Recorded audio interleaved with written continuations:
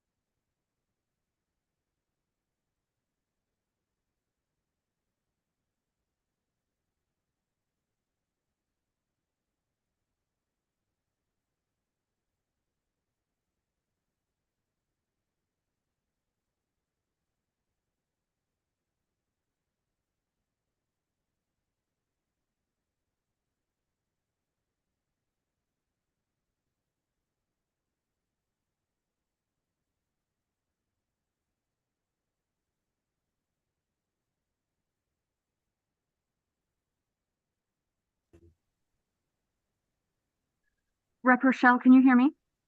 Yeah, there's three of us remote right now, and I'm assuming that what- we would all like to be included in the caucus. Absolutely. So what we're doing right now is because I can't run multiple Zooms at the same time. Mhm. Rep Rochelle, can you hear me? Yep. Yeah, there's three of us remote right now, and I'm assuming that we would all like to be included in the caucus. Absolutely. So what we're doing right now is because I can't run. We're putting a team meeting, just tell it. They are putting together a Teams meeting, Okay. and everyone on here, there's three reps on here. You're going to get a separate caucus link sent Okay. from Rep Kit. Okay, thank you. Okay, you're welcome. Okay.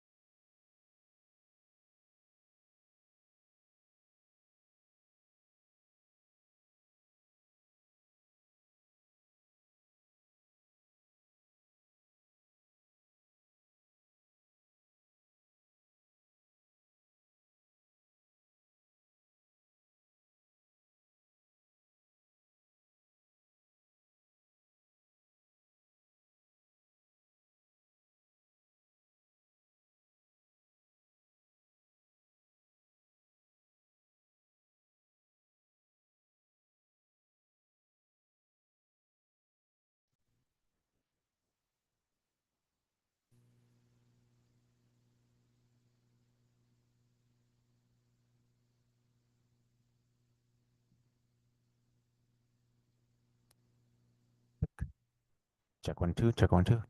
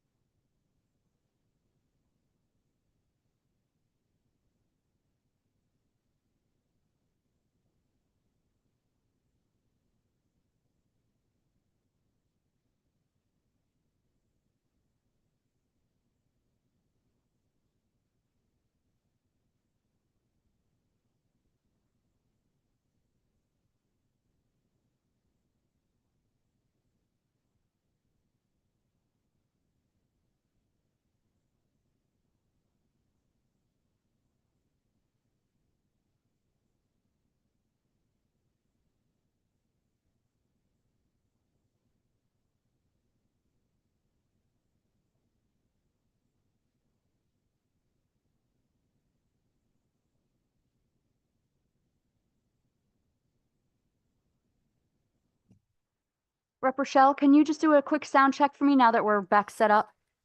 Can you hear me? Perfect. And you can hear us. Thanks so Yep. much. Appreciate it.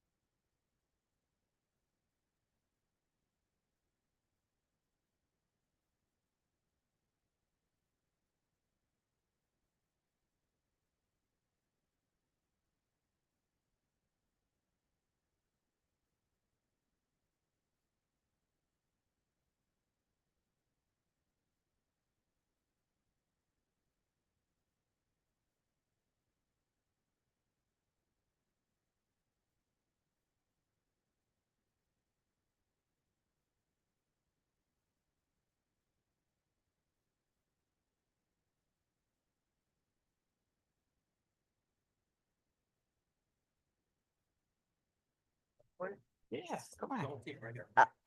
And so the Commerce Committee will reconvene. And our agenda today, remarks by my co-chair, Representative Meskers, Fine. and Senator Martin, and Representative Aniskovic.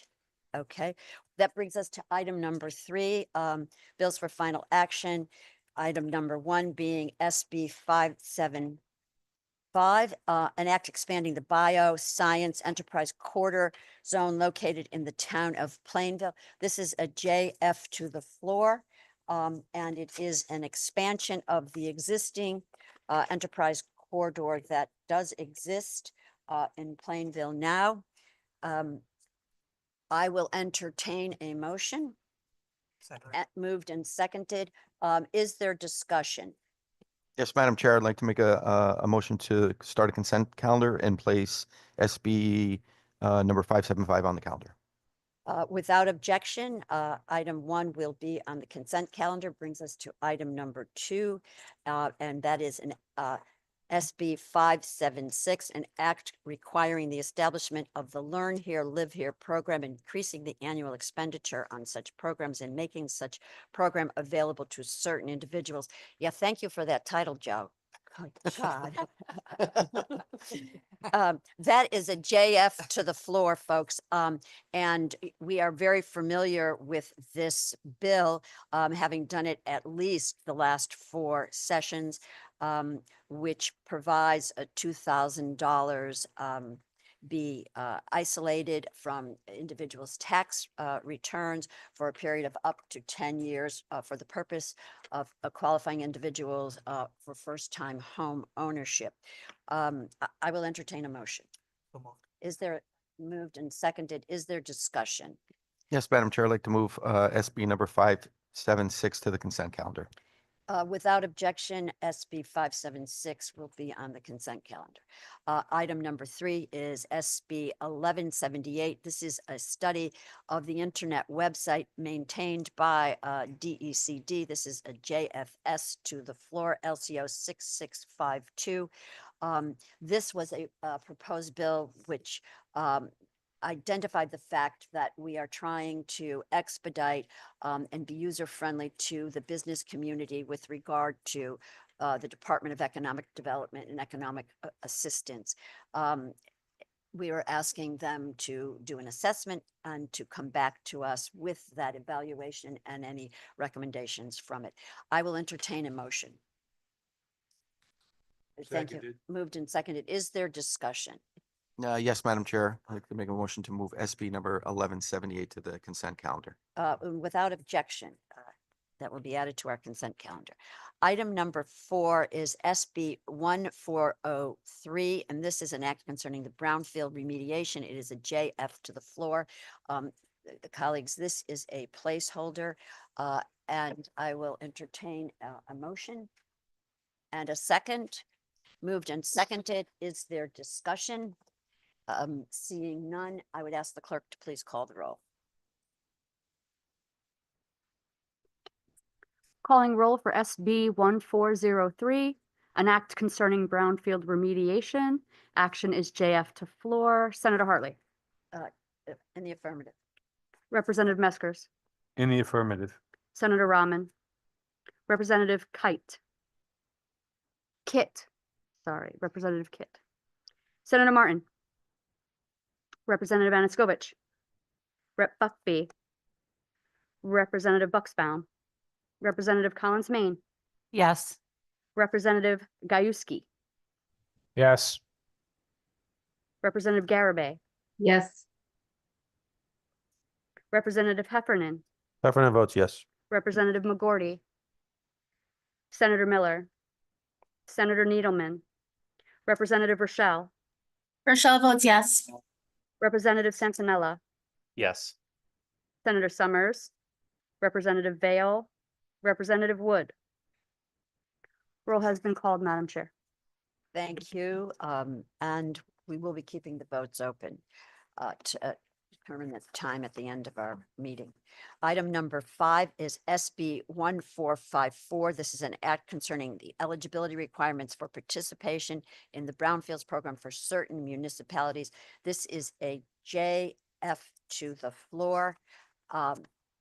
This is a proposal that came to us from the Brownfields Working Group, giving us a use case where a particular municipality, in fact, had a public works yard where there were some kinds of hazardous spills, whatever, and the municipality themselves were walled off from participating in the Brownfields program because they, in fact, were polluters. The program does not allow, obviously, polluters to avail themselves to the grant program. And in this instance, it was a municipality, and this program is specifically designed for municipalities and not-for-profit economic development agencies. So this also, by the way, we are still in discussions with the Brownfields Working Group on the technicalities of this. So I would, having described that, ask for a motion. Thank you. Moved and seconded. Is there discussion? Yes. Yep. Senator So this is not necessarily a placeholder. No. Okay. Thank you, Madam Chair. Further discussion? Seeing none.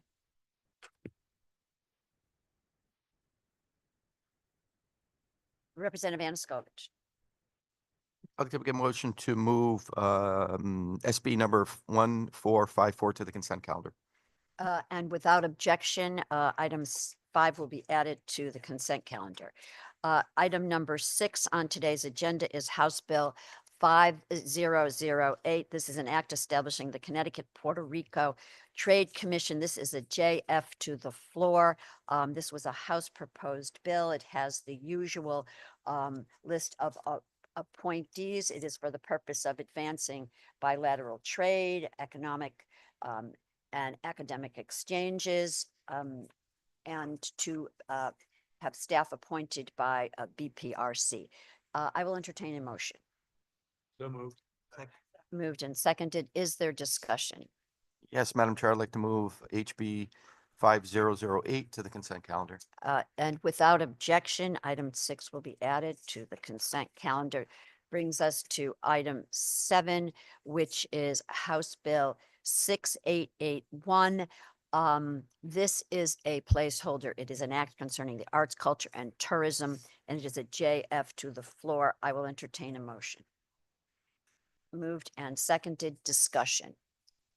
Seeing none, Madam Clerk, I would ask that you call the roll. Calling roll for HB 6881, an act concerning arts, culture, and tourism. The action is JF to floor. Senator Hartley, In the affirmative. Representative Meskers, Senator Rahman, Representative Kit, Yes.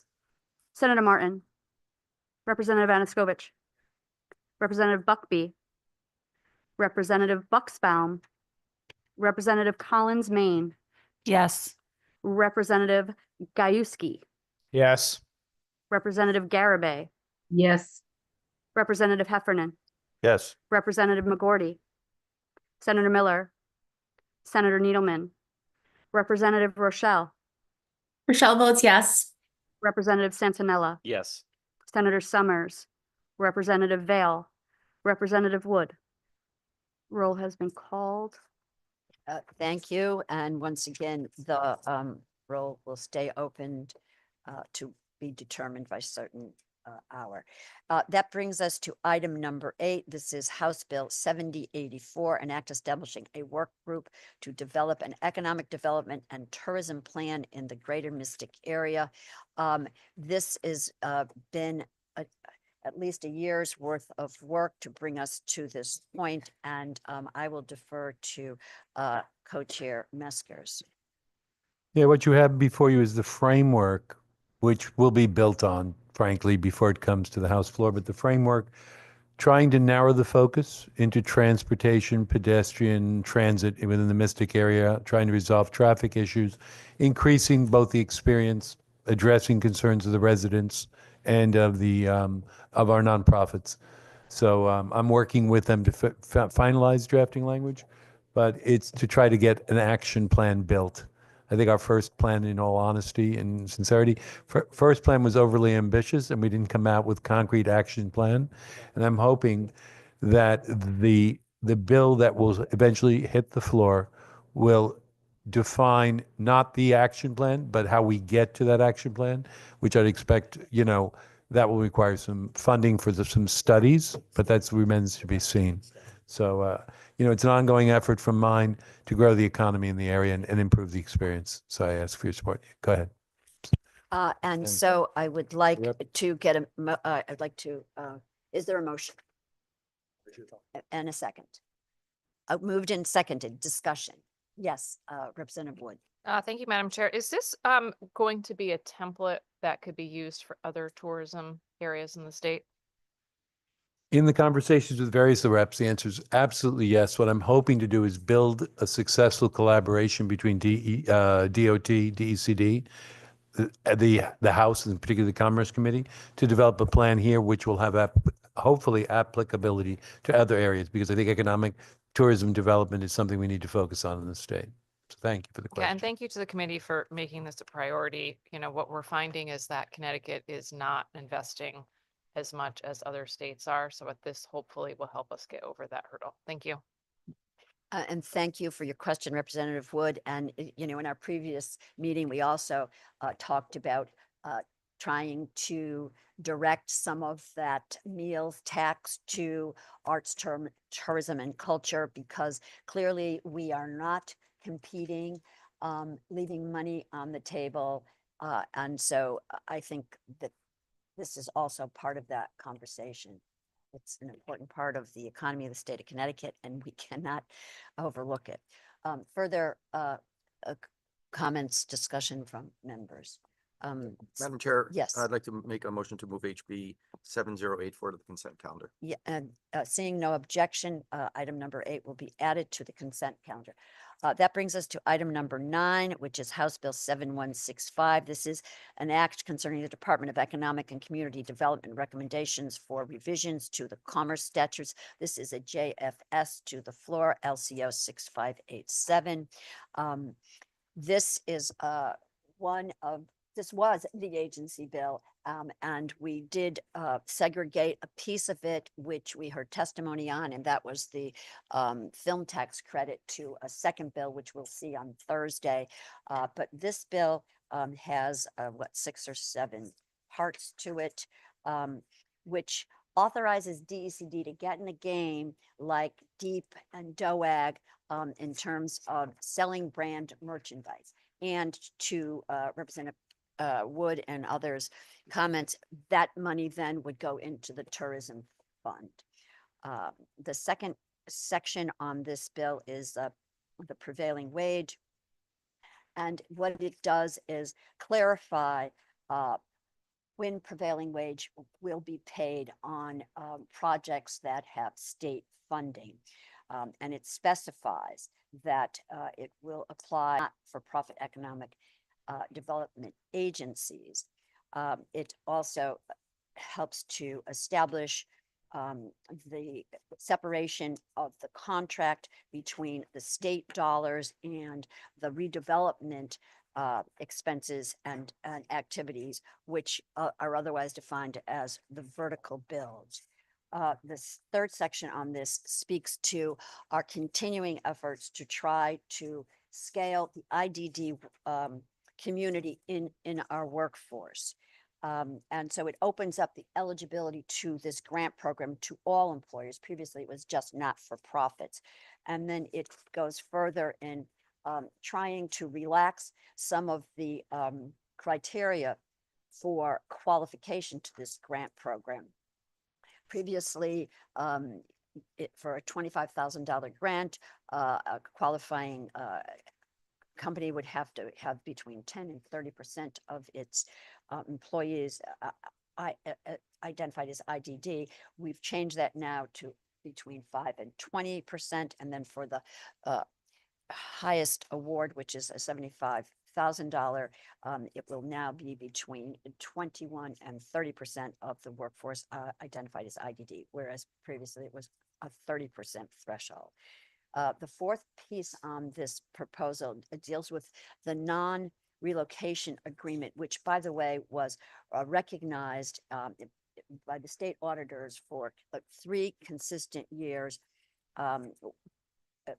DECD was dinged on this, and they're trying to clean up their act on this.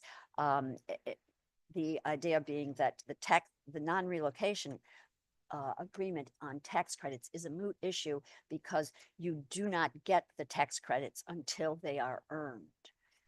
And so that's the reason why the auditors have identified this consistently. Item 5 also is another cleanup, if you will, regarding the conveyances of certain state-owned properties under DECD control, which allows them to convey state-owned properties to include usage such as cultural or historic usage. Previously, the statutes identify usage limited to manufacturing and industrial purposes. This extends it to culture and historic attractions. And then the last piece is also another cleanup whereby we in statute changed the Connecticut Economic Resource Center to what we now know as Advanced CT. And this, in doing so, in changing that organization, we inadvertently lost the codification or the language which allowed DECD within available appropriations to provide certain assistance and lend staff to Advanced CT, which is our economic development arm of DECD. So those are the 6 sections. I will entertain a motion on item number 9. Seconded. Moved and seconded. Is there discussion? Thank you, Madam Chair. Madam Chair, would you mind just going over section 2 and explaining that? So section 2. Is that it? Yeah. Yeah. Thank you, Senator Martin. Section 2 codifies the interpretations that DOL makes with regard to state grants in our brownfields program in terms of when, what is the, defining dollar amount, if you will, that determines the difference between prevailing wage and the project, the rest of the project, the development project, which they identify as the vertical build, where there is not prevailing wage. And so they clearly identify what entities, and that is enumerated there as municipalities, the COGS, which we, by the way, did a couple of years ago, the brownfields land banks, which we also did, municipalities, regional and not-for-profit economic development agencies. Also, 501 C6s, which are chambers of commerce, and where they are participating in a brownfields land grant. Thank you. So if I understand it correctly, so I knew that there was an issue regarding brownfield grants that were provided to entities, and the prevailing wages were applicable to the grants. However, somewhere down the line here, it used to be only on the grant itself and not on the balance of the project. And I think what this bill is doing is just clarifying the fact that the grant field money, the grants that are provided through brownfield will only be applicable to the grant itself, to the grants themselves. But it is, if a municipality is involved, or a chamber of commerce, or an economic development agency that is sort of being identified here, that the prevailing wage will be applicable to the entire scope of the work?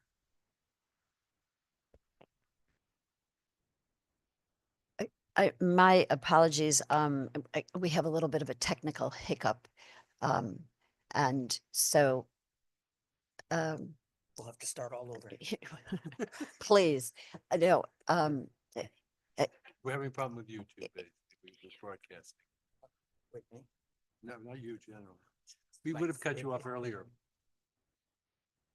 we're just gonna, recess just for a minute here, get some clarification on our IT issues.